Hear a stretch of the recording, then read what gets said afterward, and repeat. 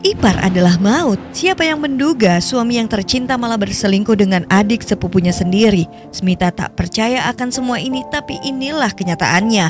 Smita adalah seorang wanita sederhana yang hidup di sebuah kota kecil.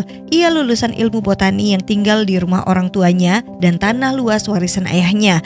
Ia gemar berkebun dan tanah itu penuh dengan tanaman hijau yang ia rawat sendiri dengan penuh cinta. Suaminya Pankaj adalah seseorang yang tidak memiliki pekerjaan tetap. Hari-harinya lebih sering diisi dengan keluhan dan tuntutan.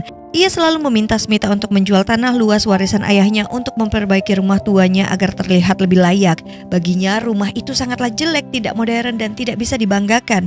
Namun bagi Smita, rumah dan tanah itu adalah satu-satunya peninggalan sang ayah.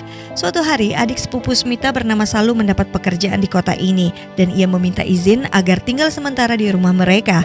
Smita pun setuju dan meminta Pankaj untuk menjemputnya. Saat menjemput, Pankaj terkejut melihat Salu yang kini sudah tumbuh menjadi perempuan yang cantik.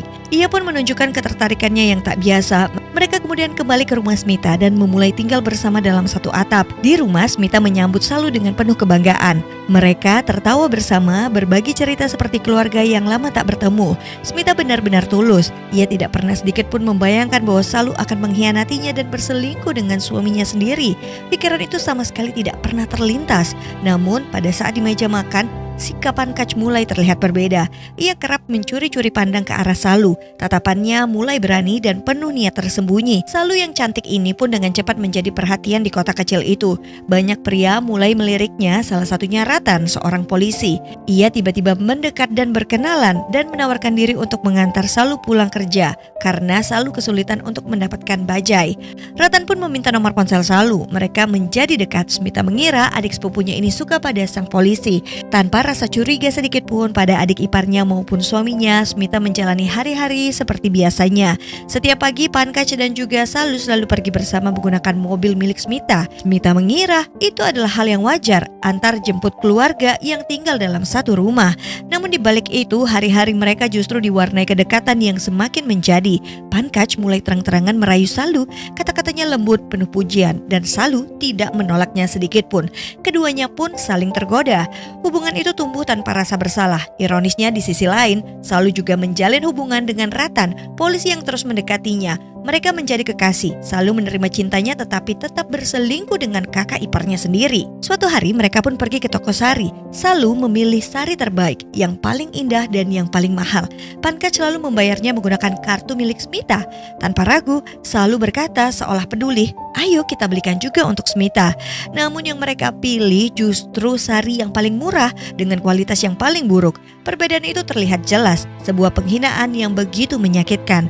Mereka merasa aman, mengira Smita tidak pulang cepat hari itu. Tanpa mereka sadari, Smita pulang lebih awal dan disitulah semuanya terbuka. Ia melihat dengan mata kepalanya sendiri kedekatan yang tak pantas antara suami dan adik sepupunya. Sungguh ini tidak dapat dipercaya. Saat Smita melihat semuanya dengan mata kepalanya sendiri, ia tak mampu lagi berkata-kata. Dunianya seolah runtuh. Dengan hati yang remuk dan dada yang sesak, Smita pergi ke halaman belakang. Ia merenung sendirian menahan tangis yang tak bisa lagi ia bendung. Malik, kerabat ayahnya, melihat Smita bersedih. Tentunya ada sesuatu yang tak beres. Beberapa hari kemudian, Smita tetap berusaha untuk tegar. Ia bahkan menyiapkan kue untuk merayakan ulang tahun suaminya Pankaj. Meski hatinya penuh dengan luka, ia masih mencoba untuk menjadi istri yang baik. Acara kecil itu dihadiri keluarga mereka. Di antara para tamu ada juga kakak Smita yang mulai curiga dan memperhatikan kedekatan Pankaj dan juga Salu. Kecurigaan itu mulai tumbuh dan Smita hanya bisa tersenyum pahit menyembunyikan perasaannya yang hancur. Di saat malam semakin larut, Salu diam-diam kembali mengirimkan foto-foto untuk merayu Pankaj. Pankaj berniat menemui wanita itu, namun rencananya gagal karena Smita tiba-tiba terbangun dari tidurnya dan memanggil Pankaj. Pria itu pun terpaksa mengurungkan niatnya. Lalu di keesokan paginya seolah tak terjadi apa-apa, Salu datang membawakan sebuah sari yang berwarna hijau sebagai hadiah untuk Smita. Dengan senyum pura-pura tulusnya, ia menyodorkannya. Smita menerima dengan sikap dingin dan hanya tersenyum tipis. Tanpa ucapan hangat, kini ia memiliki dua sari berwarna yang sama. Tak lama kemudian, Pankaj mengajak Smita untuk berbicara empat mata. Dengan nada menekan, ia kembali memaksa istrinya untuk menjual rumah warisan ayahnya beserta tanah yang luas itu. Ia beralasan ia ingin melunasi hutangnya pada Gajendra. Namun Smita tetap teguh.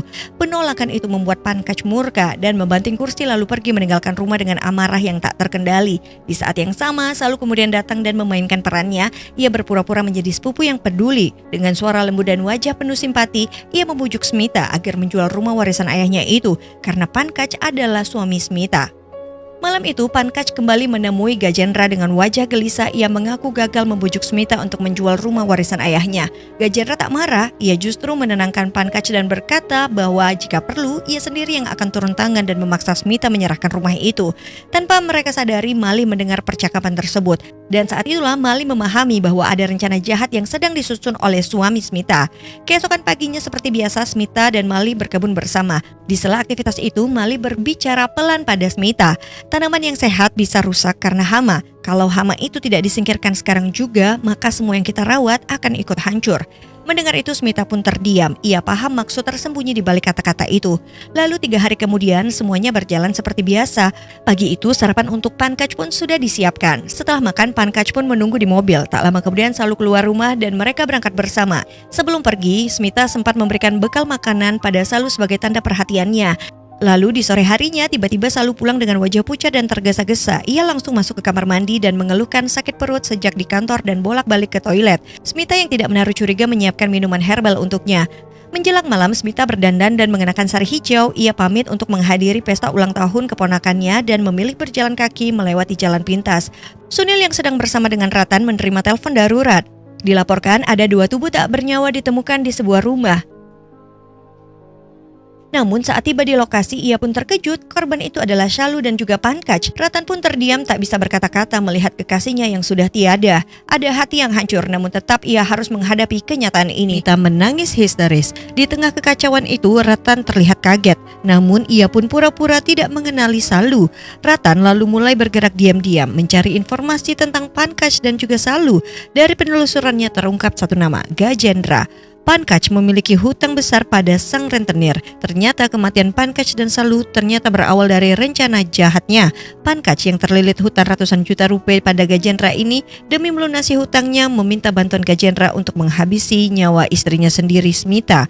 Rencananya jika Smita tiada, rumah itu akan dijual dan hutang pun lunas. Namun rencana itu kacau karena Mali yang memberitahu pada Smita. Anak buah Gajendra memang datang untuk menghabisi Smita, tapi terjadi kesalahan. Mereka justru menghabisi Salu. Target meleset, namun orang yang menghabisi Pankaj bukanlah anak buah Gajendra. Artinya ada 2 pelaku yang berbeda. Akhirnya Gajendra dan Ratan pun justru bekerja sama. Tujuan mereka bukan sekedar untuk menutup kasus, tapi untuk menguasai rumah dan tanah milik Smita.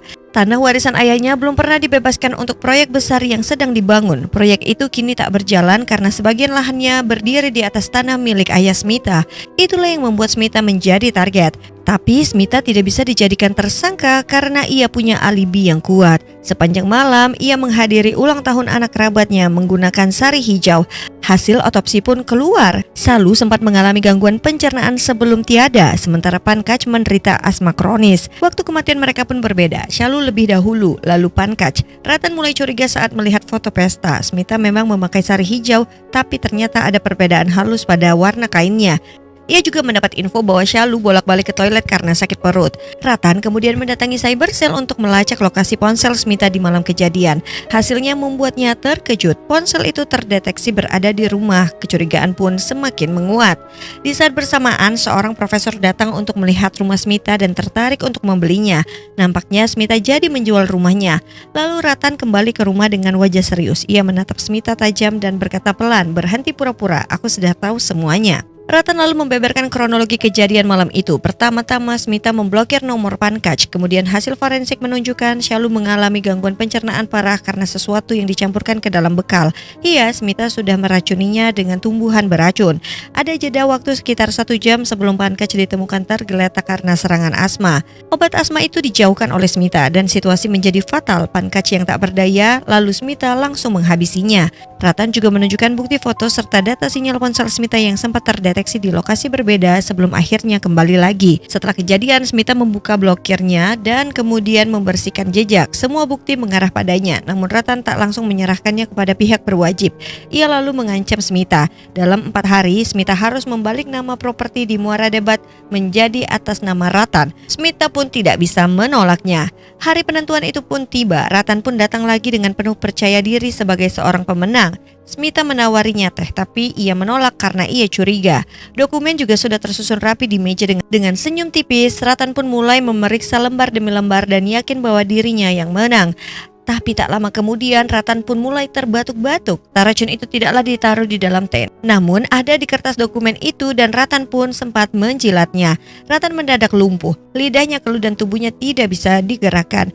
Di saat genting itu, tukang kebun mereka yang bernama Mali masuk membawa uang hasil penjualan rumah yang kini ditempati Smita. Dengan selendangnya, Smita mengambil dokumen balik nama dari tangan Ratan tanpa menyentuhnya, lalu membakar kertas itu jadi abu. Tak lama dari situ, tukang kebun membawa Ratan ke jembatan dan menjatuhkannya ke sungai. Smita kabur naik kereta dengan tas berisi uang dan identitas baru, Kapita, nama barunya, hidup baru dan lingkungan baru. Di tempat yang baru, ia pun ikut berkumpul bersama dengan teman-temannya. Akan tetapi, Kapita memergoki Vicky, suami barunya bermesraan dengan wanita lain. Smita diselingkuhi lagi. Di depan semua orang, ia lalu menceritakan kisah tentang Smita dari awal sampai akhir. Vicky pun langsung teringat pernah melihatnya di kereta dan buru-buru mengajaknya pulang. Ia sadar Smita adalah Kapita. Pria itu lalu menanyakan kemanakah uang hasil penjualan rumah sebelumnya kepada Kapita. Dan tak lama kemudian, tukang kebun ini pun datang lagi dan memberi Smita bunga beracun itu lagi, yang artinya ada sesuatu yang harus Smita lakukan. Sementara itu, di rumah sakit, Ratan ternyata masih hidup. Ia kini tak bisa bicara dan lumpuh. Tangannya bahkan hanya bisa bergerak sedikit saja. Dengan susah payah, ia lalu menulis huruf S sebagai petunjuk kasus dari Shalu dan juga Pankaj. Akan tetapi sepertinya rahasia itu akan benar-benar terkubur rapat selamanya. Dan film pun tamat. Jangan lupa untuk follow terus Rara, kasih like dan juga komen pendapat kamu tentang film ini. Dan terima kasih sudah menonton.